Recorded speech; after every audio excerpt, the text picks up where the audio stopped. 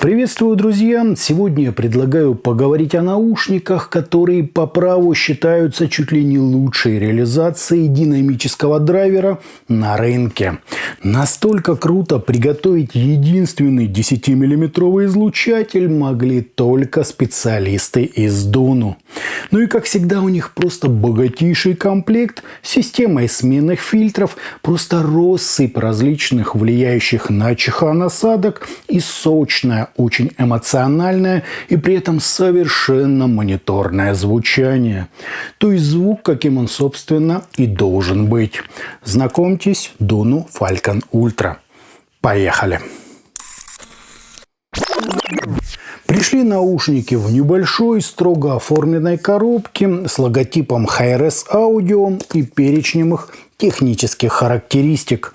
Откуда мы узнаем, что внутри стоит хитрый 10-миллиметровый динамик с импедансом 16 Ом и чувствительностью в 108 дБ.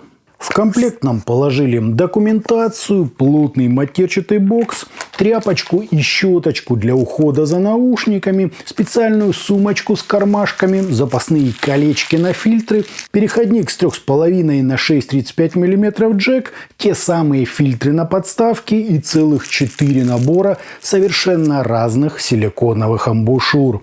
Мне больше всего понравились так называемые Кэнди, но даже им я предпочел те самые КБ-07. Кабель выглядит скромно, он жесткий, плотный, но имеющий собственное имя, MMCX коннекторы и два L-образных сменных штекера на выбор. Классический уже на 3,5 мм и новомодный Пентакон 4,4 мм. Нормальный кабель, пользоваться им вполне можно.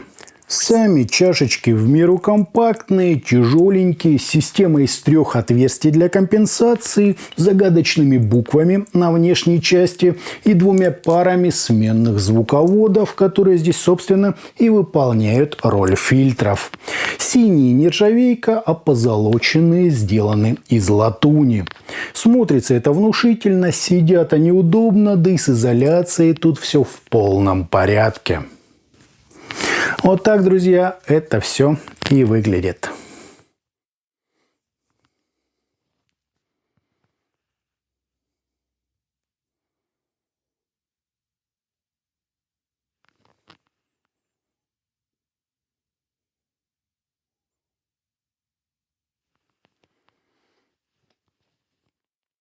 Говоря о замерах, я протестировал Falcon Ultra со всеми комплектными насадками и, говоря откровенно, эти самые измерения они немного, но портят. Например, те, что производитель называет Studio или Candy, дают просто кошмарные всплески на графиках водопадов. Только сравните это с красивой и чистой кривой в случае использования КБ-07. К слову, вокал и балансы дают схожий с КБ-07 результат, но все равно чуточку грязнее. Импульс здесь точно, как по учебнику, незначительные расхождения между каналами и искажения в пиках, достигающие всего 0,12%, что просто восхитительно.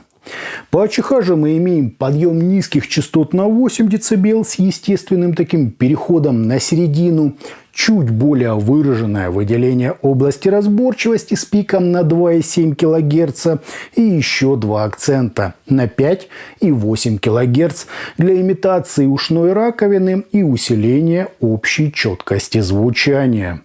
После чего нам слегка приподнимают верха и уже после 18 кГц окончательно уводят их на второй план. Насадки все, кроме Кэнди, плюс-минус строят звук в одном ключе. Последние же немного поднимают область около 5 кГц и увеличивают ямку на 6,5. Хотя куда значительнее все меняется при замене фильтров. Здесь переигрывается и глубина, и акценты. На Yanjin Canon 2, как видите, это не особо похоже, как и на кривую Хармана. Тут все куда более самобытно и, насколько я понимаю, идеально соответствует возможностям задействованного в модели драйвера.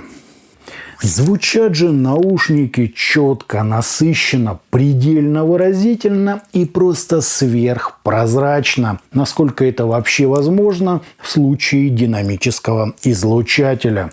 Бас собранный, текстурный, с приличной глубиной и динамикой, средние частоты чуть ли не идеальны по разрешению, с приятной слуху акустической массой, мелодикой и, что нисколько не портит картину, слегка подчеркнутыми и агрессивными верхами. Я перебрал достаточно много моделей из разных ценовых сегментов, и здесь яркость, острота и, так сказать, вычурность прямо-таки балансируют на грани прекрасно, и вот-вот уже будет перебор. Но этого перебора никогда не случается. То есть отточили нам звук просто шедеврально. Добавить тут нечего. Еще мне очень понравилось, что сама структура звука тут максимально близка ко всяким недорогим наушникам с нейтральным или даже мониторным характером, словно показывая их владельцам, как на самом деле должно звучать студийное оборудование. Не то жиденькое сухое недоразумение, что мы встречаем за плюс-минус $100, а сочность, выразительность, вовлечение в материал и максимально подробная прорисовка на всем частотном диапазоне.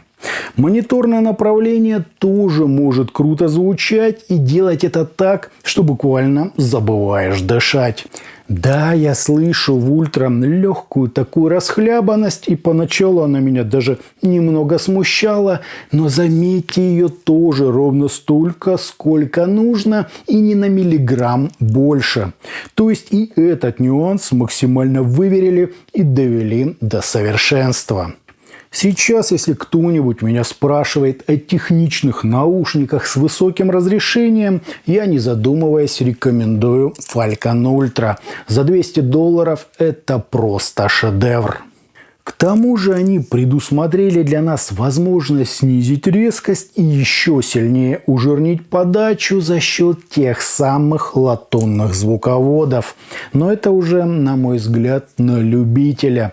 Я уже где-то 3 месяца активно пользуюсь Falcon Ultra в стоке, и ничего менять в них точно не хочу. Единственное, вместо всей этой кучи посредственных насадок я бы прикладывал к ним уже многократно проверенные КБ-07. С ними в звучании словно из ниоткуда появляется благородная утонченность, да и само оно буквально оживает. Исключение Кэнди, но они заметно так вмешиваются в АЧХ. Сравнить же героев обзора можно, например, с BGP DMA, которые столь же выразительные и масштабные, но мягче, по аналоговому теплее и гораздо безопаснее на верхах. Мне очень нравятся обе эти модели, так что между ними я вас, наверное, не сориентирую. А вот Zigat Daskinka или Into Aura Luster на айфоне смотрятся послабее. Не тотально. Среди наушников за плюс-минус $200 откровенно слабых моделей я еще не встречал, но у них, на мой взгляд, самые спорные особенности. Напомню, Daskinka выдвигает вперед весь звук целиком, что как-то неправильно, а у Luster есть некоторая неоднородность на средних частотах. Любопытно, что если в героев обзора установить латунные звуководы, то результат будет немного похож на новенькие LED Shure Cadenza 4.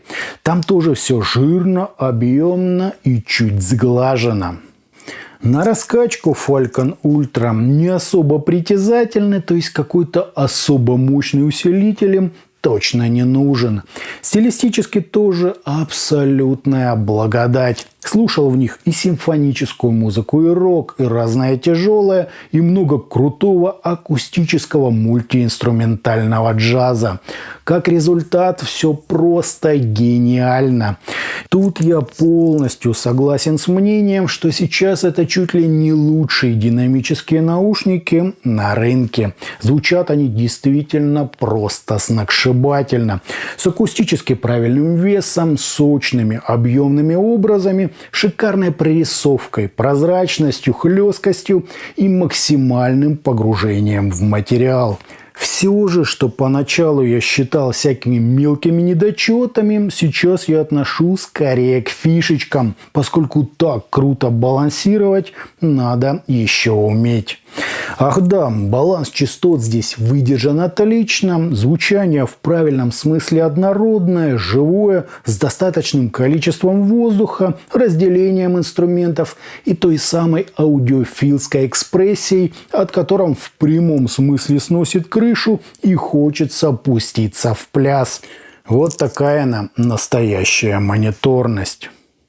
Итогом модель Falcon Ultra от компании Dunu получила интересную такую надпись на внешней части корпуса, удобную посадку, практически царскую комплектацию, минимальные искажения и очень качественную настройку.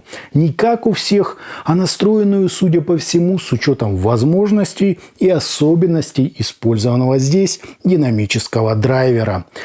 Звучат же наушники просто шедеврально, насыщенно, объемно, выразительно и при этом прозрачно, естественно и максимально подробно. Больше всего это похоже на студийный звук, каким он и должен быть на самом деле. То есть с вовлечением в материал, объемными образами и потрясающей реализацией динамики как в макро, так и в микро ее части. Да, тут тоже используется MMCX, что лично мне не особо нравится, но на фоне всей массы достоинств это вообще мелочи. Очень крутые наушники, обязательно к ним присмотритесь. Причем неважно, любите вы драйв, скорость и прорисовку или же голографичность с мелодикой. Они умеют и так, и так. А на этом, друзья, у меня все. Это были наушники Dunu Falcon Ultra. Не забывайте, что у нас есть группы ВКонтакте и Телеграме. Обязательно на них подпишитесь. Всем, друзья, добра!